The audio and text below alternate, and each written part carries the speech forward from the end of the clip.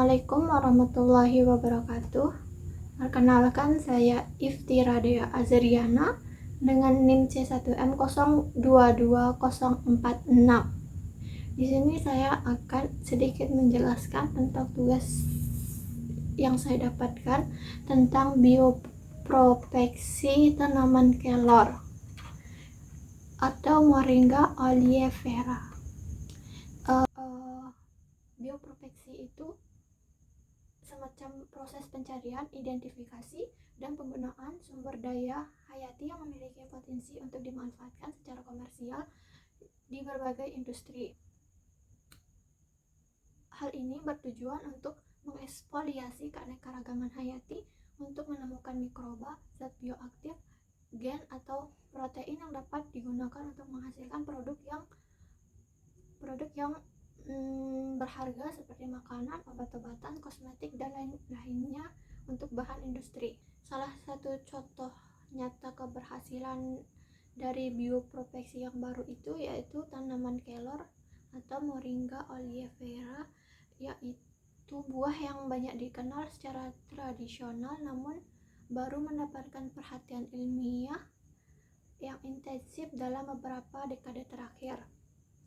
Tanaman kelor juga sering disebut dengan pohon ajaib atau pohon kehidupan, yang merupakan tanaman asli dari sub Himalaya di India Utara yang kemudian menyebar ke berbagai negara tropis dan subtropis termasuk di Indonesia saat ini.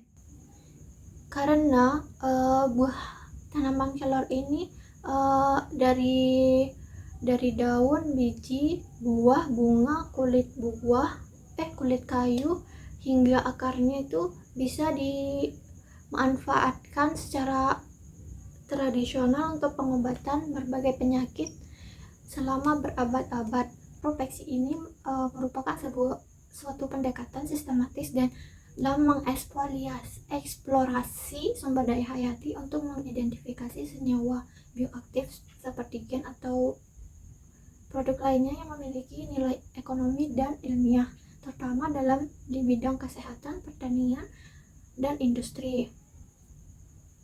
Tanaman kelor ini telah lama menjadi subjek bioproteksi karena kandungan nutrisi dan senyawa bioaktifnya yang melimpah.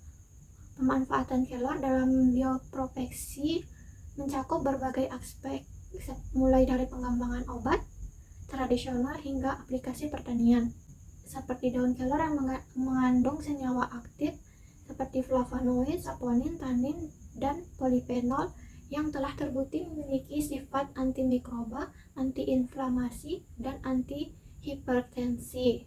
Senyawa-senyawa ini dimanfaatkan dalam pengobatan tradisional di Afrika dan di India untuk mengatasi berbagai penyakit termasuk kanker, diabetes, dan antibakteri.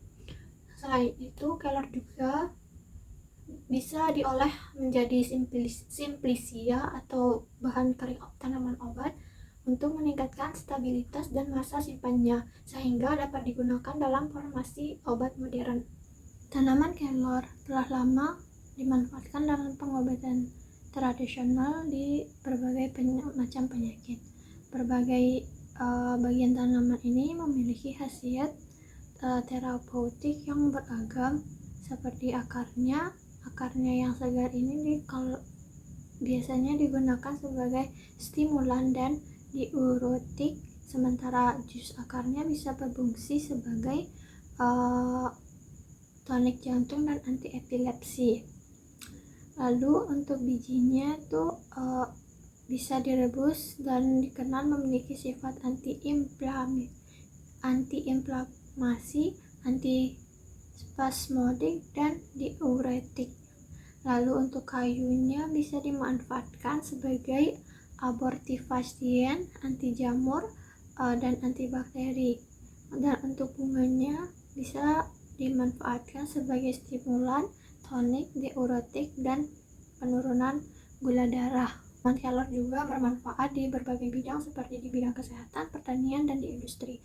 Di bidang kesehatan, senyawa karbinol dan N-heksana dalam kelor berpotensi sebagai antioksidan dan anti kanker, sementara kandungan protein, vitamin, dan zat besinya yang tinggi menjadikannya kandidat ideal untuk suplemen gizi guna mengatasi malnutrisi.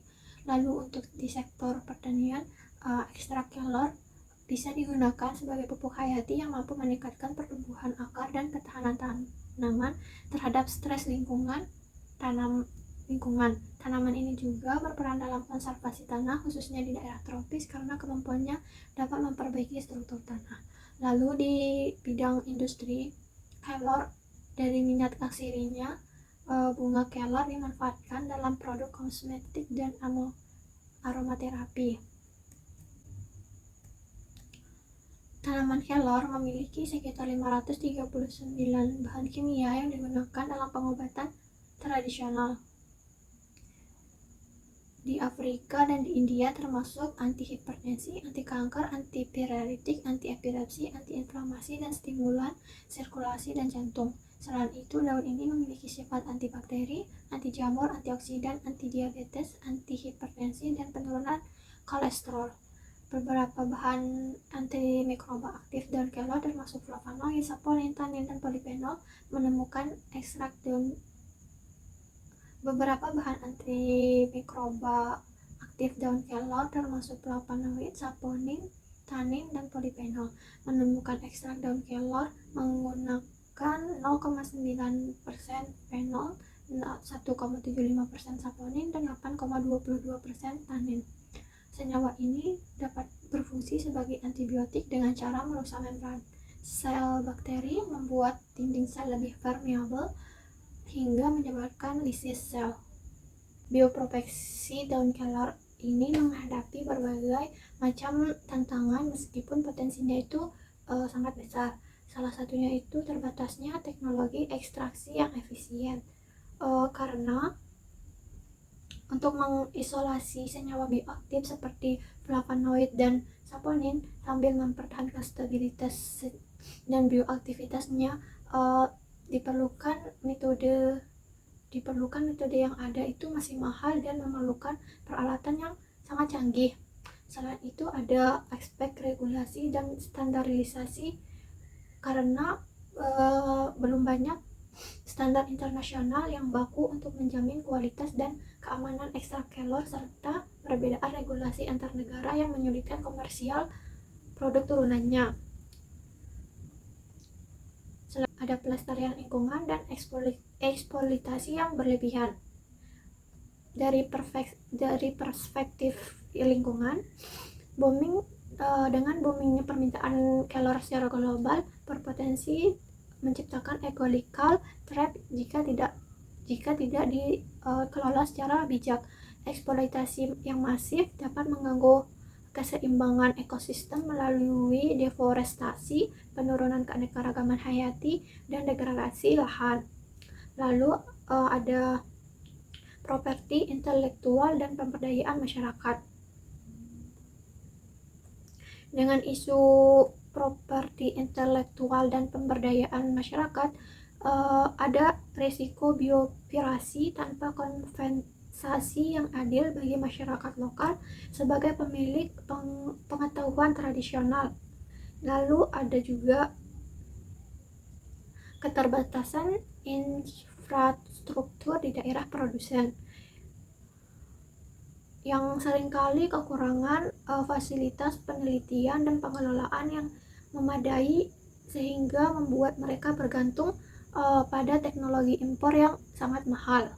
Jadi kesimpulannya, kelor itu tanaman yang berpotensi tinggi sebagai penyedia senyawa bioaktif untuk berbagai sektor, termasuk kesehatan, pertanian, industri, dan kosmetik juga, karena memiliki senyawa aktif seperti flavonoid, tanin, saponin, dan steroid dan alkaloid dalam kelor yang memiliki efek antimikroba, antiinflamasi, serta khasiat terapeutik lainnya seperti antivirus, penanganan anemia, diabetes, gangguan tiroid, serta berperan sebagai tonik dan antioksidan. Pemanfaatan kelor tidak hanya mendukung pelestarian keanekaragaman hayati dan pemberdayaan masyarakat, tetapi juga berkontribusi pada pembangunan secara berkelanjutan. Untuk mengoptimalkan potensi kelor diperlukan kolaborasi antara peneliti, komunitas lokal, dan pemerintah secara pendekomunikasian pengetahuan tradisional guna menjamin keberlanjutan serta manfaat ekonomi dan kesehatan yang lebih luas. Sekian dari video saya. Terima kasih. Jika ada yang ingin ditanyakan bisa berkomentar. Terima kasih atas perhatiannya. Wassalamualaikum warahmatullahi wabarakatuh.